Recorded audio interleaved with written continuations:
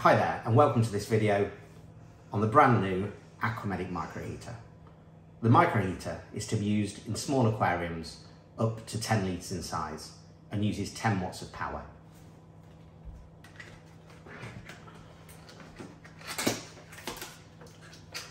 Within the packaging you get the microheater itself and a rubber sucker with clip.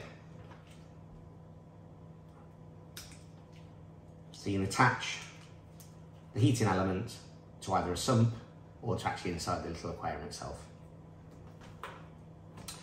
On the packaging you'll find the full specification and also a QR code which will take you to the Aqua Germany website where you can download comprehensive instructions.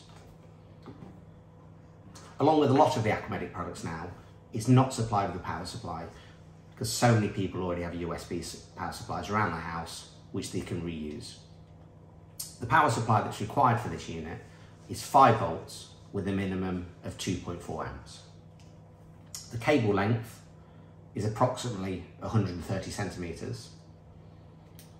When it's plugged in, it has a screen with a set temperature, and the temperature range on this particular microheater can be controlled between 18 and 34 degrees.